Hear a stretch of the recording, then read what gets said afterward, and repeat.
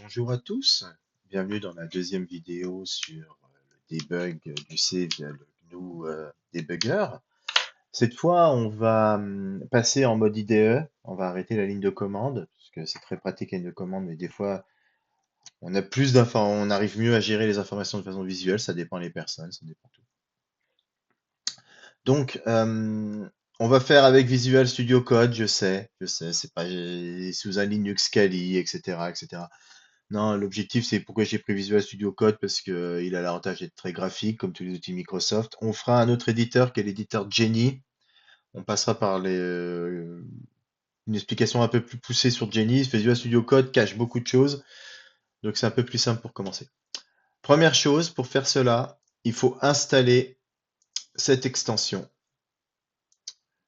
Euh, la C++ extension de Visual Studio Code. Qui permet donc de débugger, de compiler, de faire le nécessaire. Il n'y a rien de bien transcendant. Les docs Microsoft sont très bien faites. Je vous les laisserai lire, il n'y a pas de souci. Vous relancez votre Visual Studio Code. Et quand vous le relancez, vous avez ensuite une petite icône qui a deux menus, Run et Debug. Il n'y a rien de bien transcendant. Et ça vous affiche aussi cette petite fenêtre où il y a la console, le terminal, le debug console, l'output, le terminal. Si on fait Run du petit programme qu'on a déjà utilisé, alors là, je sais pas pourquoi il me met deux choses. Je vais faire lui. Voilà, bon, il a quand même debug console, il a affiché des choses. En output, il ne met rien. Et quand on regarde le terminal, ben, il a exécuté le code comme on l'a demandé. On n'a pas fait de points d'arrêt, etc. Vous voyez, les points d'arrêt, on les avait notifiés juste graphiquement lors de la dernière vidéo. Donc là, on n'a pas fait de point d'arrêt. Si on fait debug,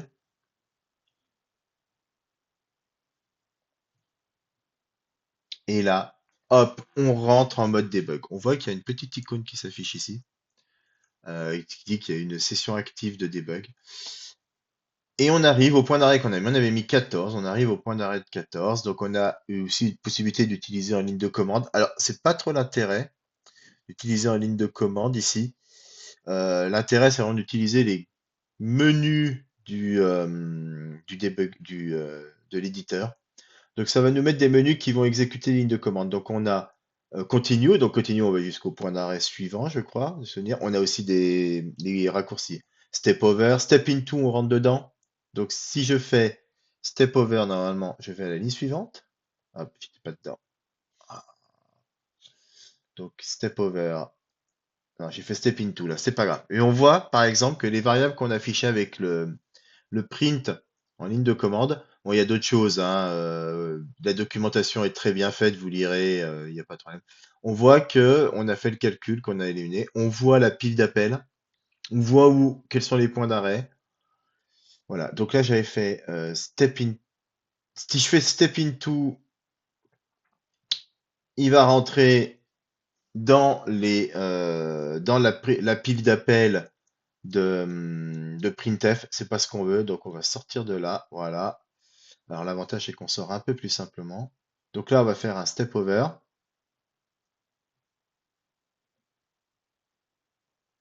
Hop, on a le résultat de l'opération numéro 1 qui s'affiche. On a fait cette ligne. On va à la suivante, on va dans tableau. Si je fais run, il va directement aller à la ligne au point d'arrêt suivant, le 34. On voit toutes nos variables hein, ici.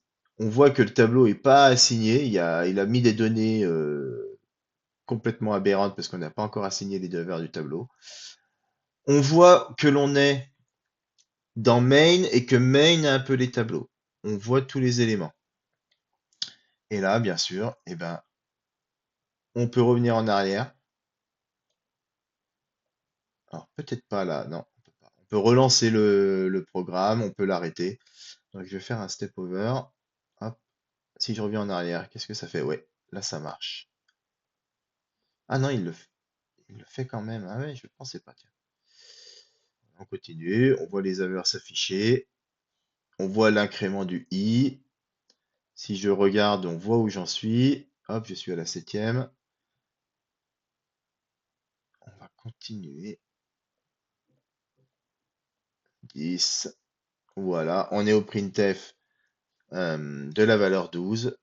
Donc là, il va nous afficher n'importe quoi, c'est logique, parce qu'on n'a pas assigné de valeur.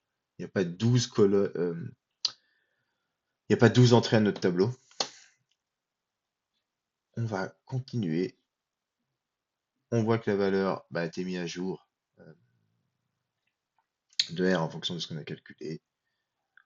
On va aller au bout. Et voilà, le programme a été exécuté.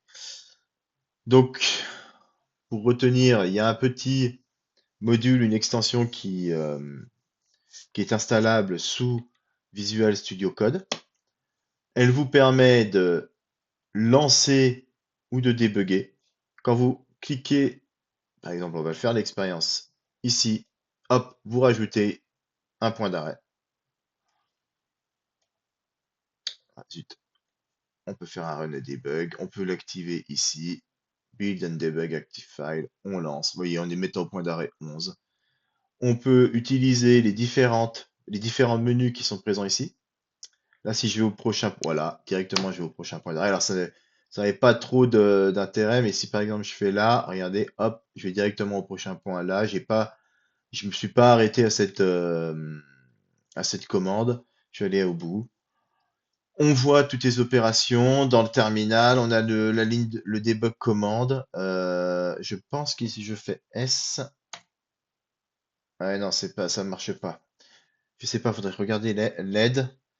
Je sais qu'on peut aussi interagir en console, mais bon, c'est pas l'objectif. L'objectif, c'est de voir ce qui se passe.